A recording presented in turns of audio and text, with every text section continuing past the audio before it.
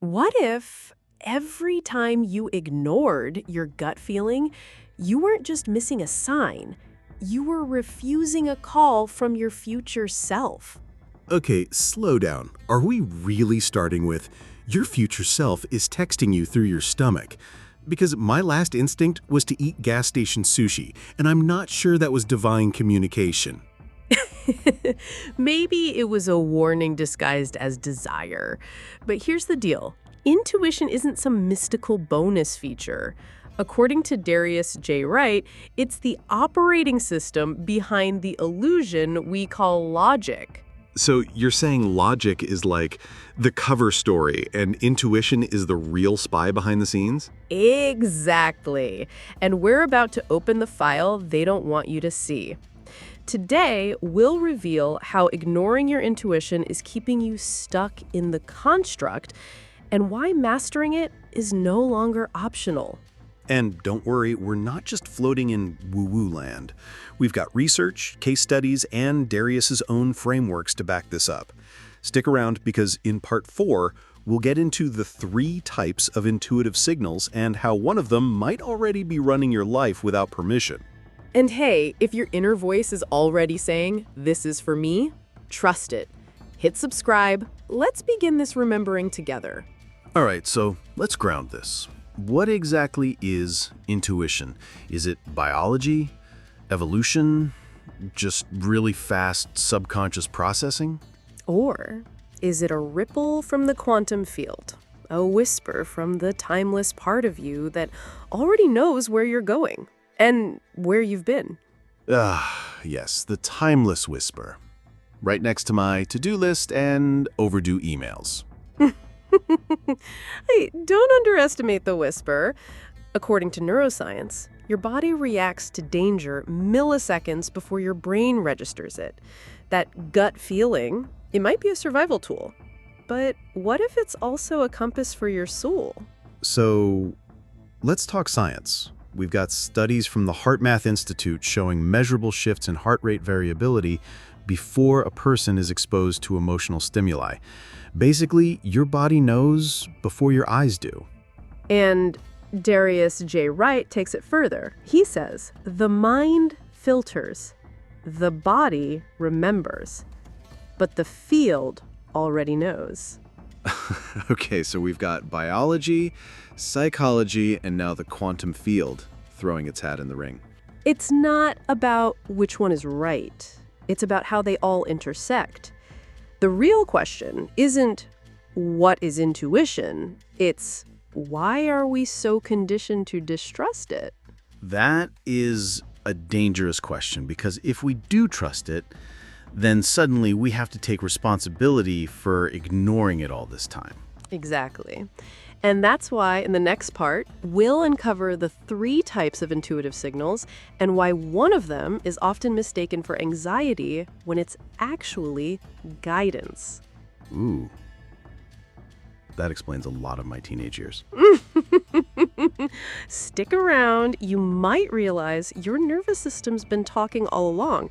You just didn't speak the language yet. You know what's wild? Most people think intuition is this one-size-fits-all mystical flash, but it actually comes in 3 flavors. Let me guess. Vanilla, chocolate, and quantum swirl. Close, but no sprinkles.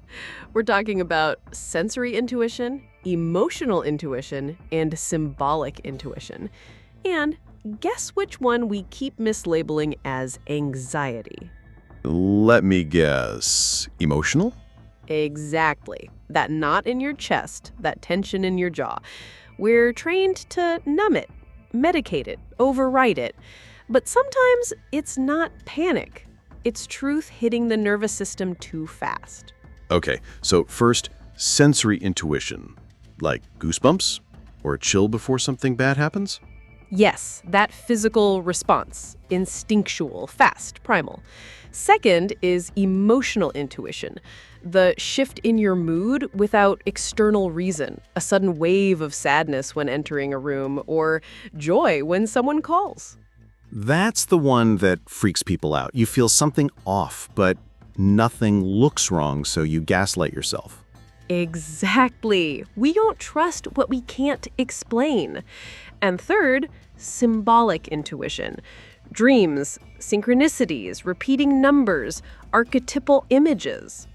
Okay, now we're really heading into Young and the Cosmic Slot Machine territory. You mock it now, but when your dream shows you the same thing Darius says in a video you haven't even watched yet, you'll start listening. Fair. So symbolic intuition is like your subconscious designing a scavenger hunt. Yes, except the prize is remembering who you were before the world taught you to forget. So here's the twist. The intuitive signal we dismiss as anxiety might be the one closest to awakening. Absolutely. And in the next part, we'll break down exactly why society trains us to ignore it and how that keeps us stuck in a construct that profits from our disconnection. Because if you actually followed your intuition, you'd be dangerously free.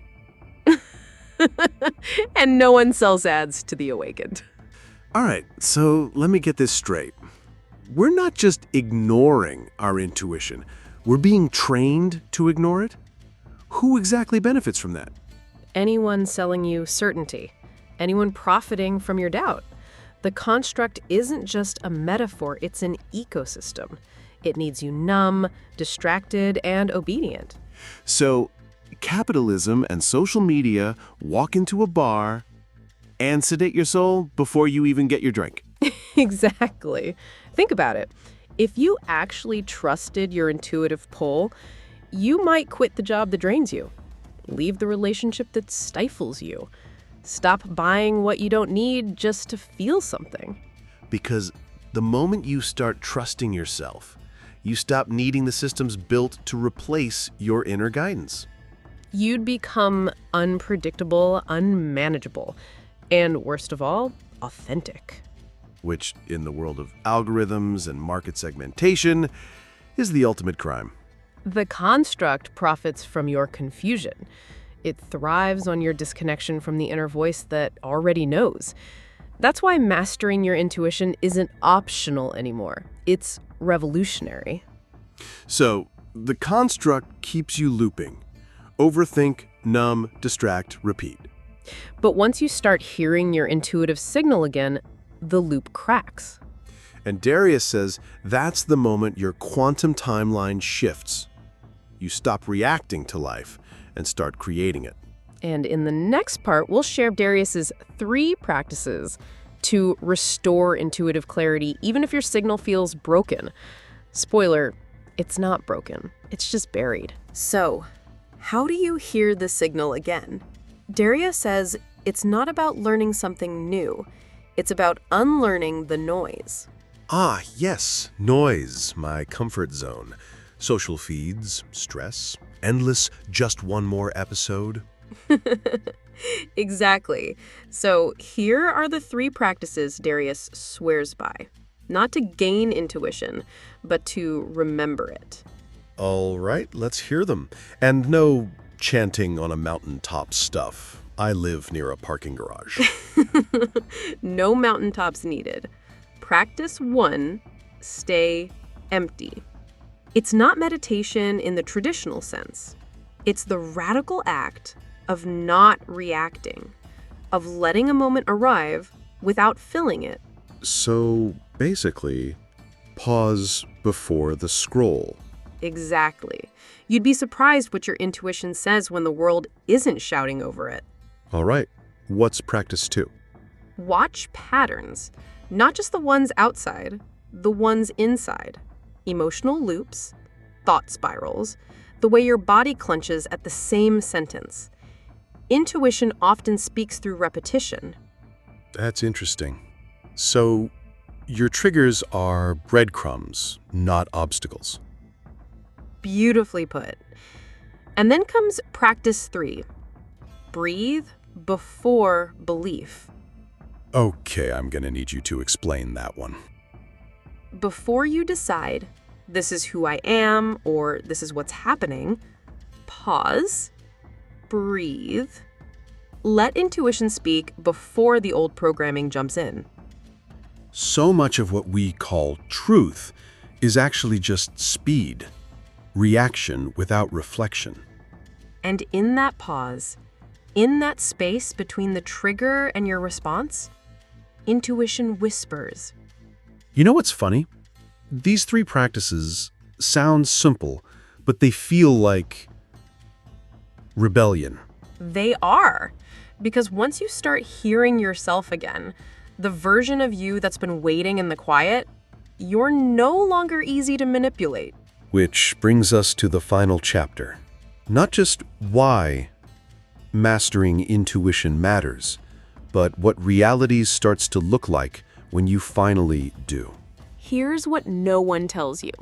Once you start listening to that quiet inner signal, the world around you starts listening too. You mean like the law of attraction? Think good thoughts, get free coffee? Not exactly. This isn't about manifesting a parking spot. It's about collapsing timelines. When you trust your intuition, your attention shifts, and your attention shapes reality. That sounds poetic, but also kind of quantum. It is both. Darius talks about this idea that reality isn't fixed. It's fluid. It molds to the level of consciousness you're embodying. Trust changes your frequency, and frequency determines what you perceive. So when you trust the signal, you stop attracting chaos that matches your fear. You start tuning into the reality that mirrors your clarity. Exactly. You'll notice certain people fall away. Opportunities show up with eerie timing, and the noise that once drowned you out just doesn't stick anymore. Okay, but real talk. Isn't that a bit risky? What if you trust the signal and everything falls apart? It might, but only the parts that weren't really yours to begin with. That hits different. Trusting the signal isn't safe. It's sacred. And in a world built to keep you second-guessing, trusting your intuition is how you remember who you were before you were edited. So maybe mastering intuition isn't just about navigating life. Maybe it's how you change the map entirely. And the most powerful shifts happen when you stop asking, is this real? And start asking, is this true for me? If you've made it this far, maybe part of you always knew. That tug in your chest, that whisper before sleep, that split-second knowing you usually dismiss with, nah, I'm overthinking. But what if that was your real voice trying to come through the static? What if you've never been broken, just crowded? We want to know, what did this episode stir in you? Write one word in the comments, just one. A feeling, a color, a memory, something like electric, truth, reconnection, gentle, cracked open. And if you're still asking, what now? There are 2 videos on your screen right now. Pick the one your gut tells you to watch, not the one your brain rationalizes. Let this be the moment you stop outsourcing your compass. Let this be the start of remembering. Because when you trust the signal, reality will trust you back. And that changes everything.